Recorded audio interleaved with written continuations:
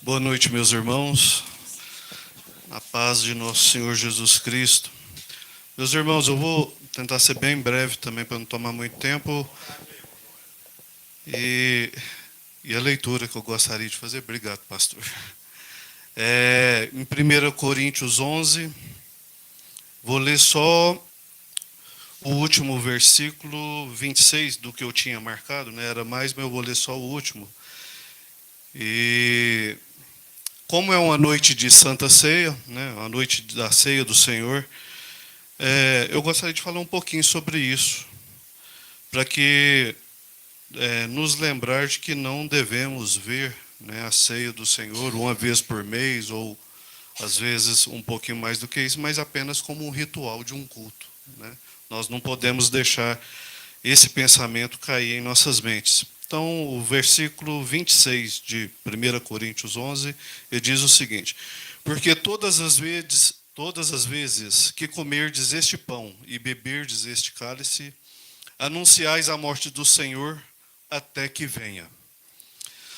Então, a ceia do Senhor, ela não pode tornar algo simplesmente repetitivo para nós, né? Ela não pode ser apenas um momento formal nas nossas vidas, porque a ceia, ela é uma mensagem pregada, né? O ato de tomar a ceia, comer do pão, ele é uma mensagem pregada.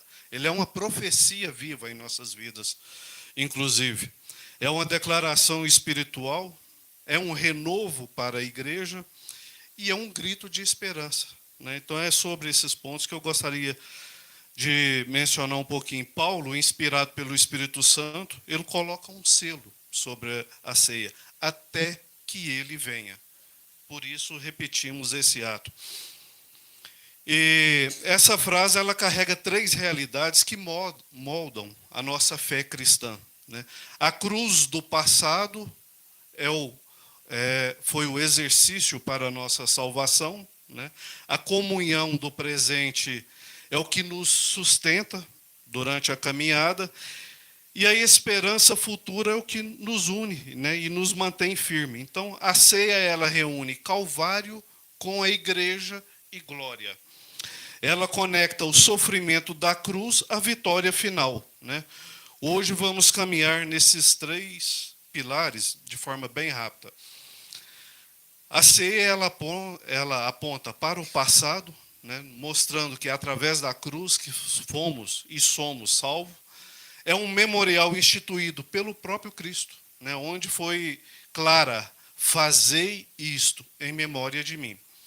Não celebramos morte, mas celebramos o sentido daquela morte. Não celebramos o sofrimento, mas celebramos o resultado daquele sofrimento. O corpo partido, né, símbolo do preço pago por nós. O pão fala do corpo que carregou as nossas dores, tomou as nossas feridas, sofreu as nossas punições, foi esmagado pela ira que era nossa e foi moído para que fôssemos sarados. Não existe ceia sem cruz. O simbolismo da ceia é para nos remeter à cruz. O sangue derramado é o símbolo da nova aliança, né? Portanto, o cálice que tomamos, ele nos representa, nos remete, né, ao perdão completo, uma salvação eterna, uma reconciliação com Deus, a vitória sobre o pecado e o rompimento com as trevas. O sangue abriu o caminho onde não havia caminho. O sangue cancelou a culpa que nos condenava. E o sangue nos fez filhos de Deus. Então a ceia, ela revive, né, a memória que sustenta a nossa fé. A fé murcha quando esquecemos da cruz.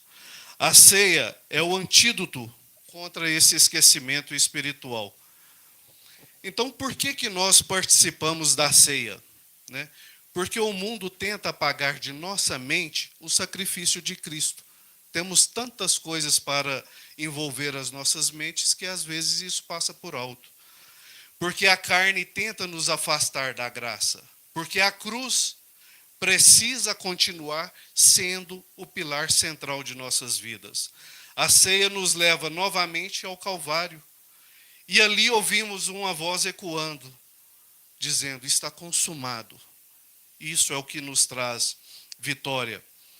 Pois a ceia, ela aponta também para o presente, né, que é a comunhão que nos sustenta. E veja bem, porque nós, embora muitos, somos um só pão e um só corpo em Cristo. Por mais que somos diversas pessoas diferentes, com mentalidades diferentes, mas em Cristo somos únicos. Somos um só. Quando a igreja participa da ceia, a igreja está declarando que não somos rivais uns dos outros, não somos concorrentes em nada, não estamos divididos, pertencemos ao mesmo Senhor. Então a ceia, ela destrói orgulho, ela quebra muros e ela nivela todos diante da cruz. Então podemos ver, né, a mesa que é posta à ceia como uma mesa de reconciliação. Porque Jesus nos ensinou o seguinte: se teu irmão tem algo contra ti, reconcilie-te primeiro. Então não vimos para tomar a ceia com a nossa consciência de qualquer maneira, né? Então, antes de tocar no pão e no cálice, o Espírito Santo toca em nossos corações. E aí, a ceia, então, nos confronta. Se existem mágoas escondidas, se existem feridas antigas, raízes de amargura, ressentimentos ocultos.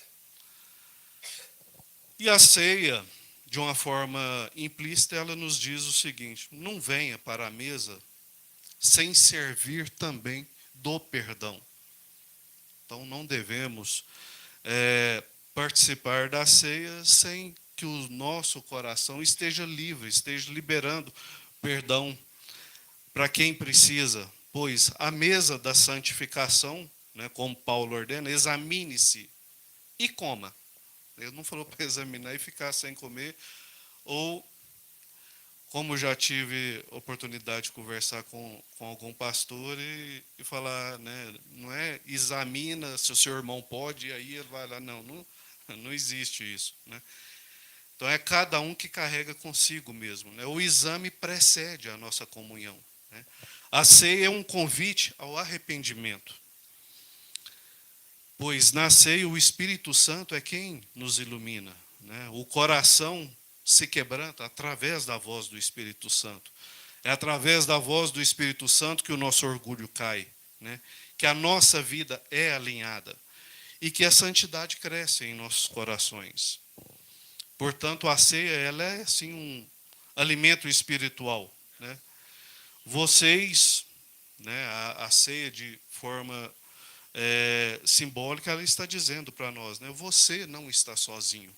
Né, estamos fazendo isso por algo maior, lembrando de algo maior. Somos um único corpo e somos uma única família em Cristo. Né?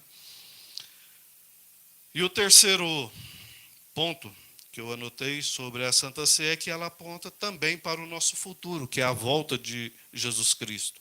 Né? Anunciais a morte do Senhor até que Ele venha. A ceia, então, é um memorial, é uma memória, mas é também uma profecia.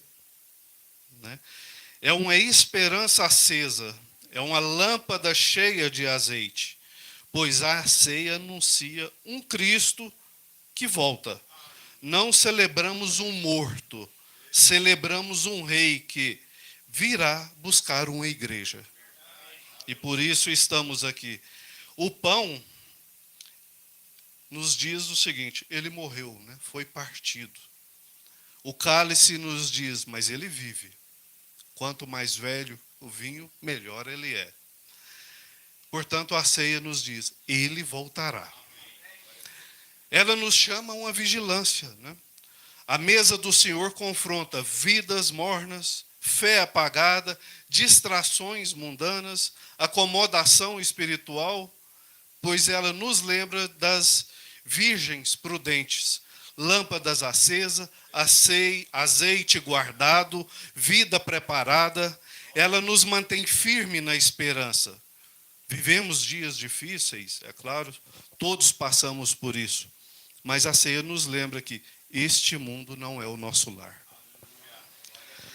A história não termina aqui, com o que passamos no nosso dia a dia. A dor não terá a última palavra sobre a sua vida.